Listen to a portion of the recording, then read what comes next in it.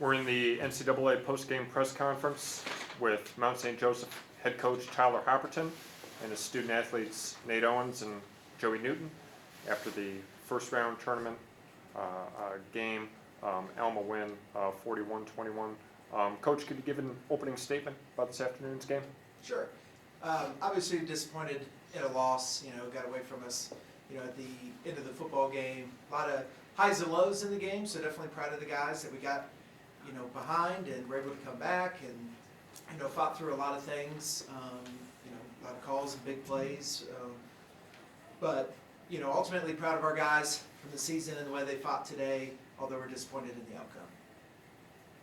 Coach, it feels as though after you compete during your conference schedule, and then you go out to compete against perhaps an unfamiliar opponent.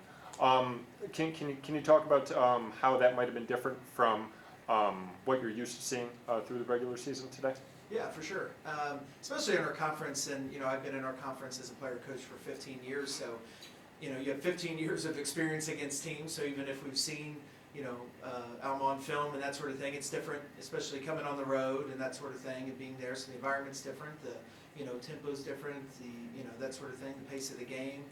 Obviously a different set of officials and stuff too. So it's definitely a little bit of a learning curve, but all in all, I felt like our guys adjusted well.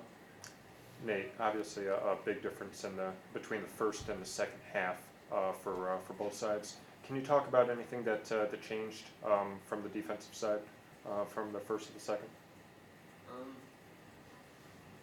Not much. I mean, their backs were very good. They ran hard.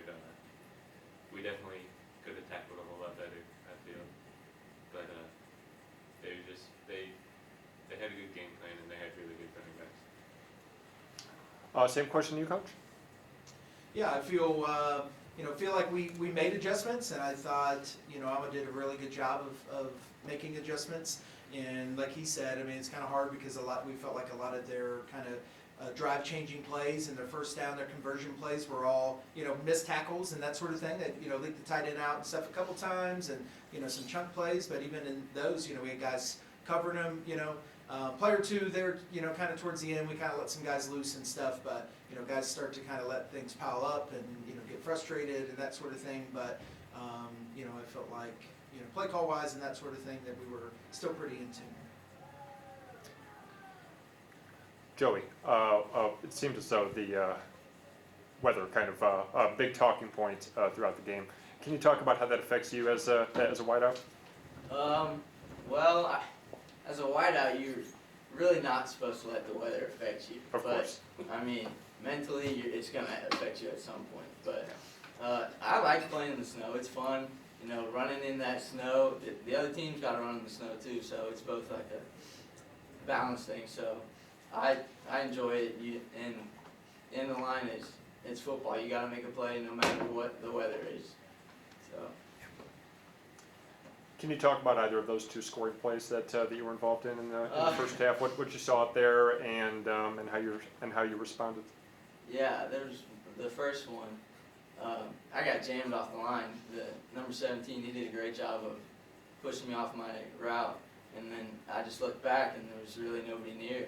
So I just kind of floated away, and Josh luckily saw me and threw it up, and I went up and caught it, cut my feet in.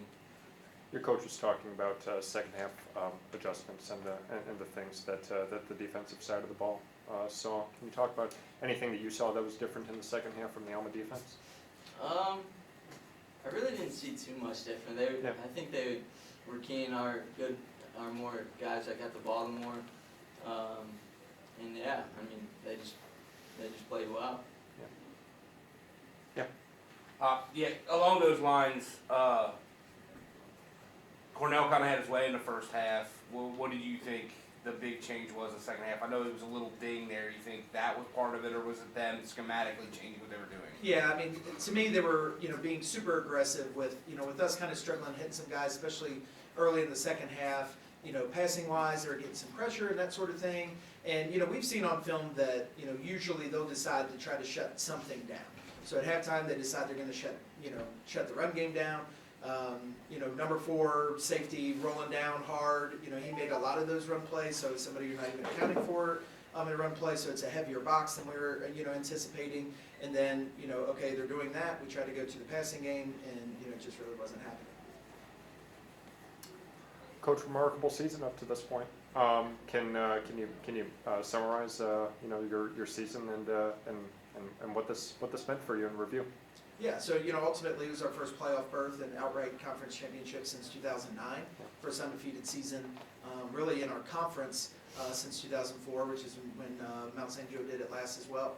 So a lot of proud alumni, a lot of proud people back home. Obviously, we were hoping to get the first playoff win in school history today, but compared to what our seasons have been, for these guys, unfortunately these guys are, back to work with me for next year and that sort of thing.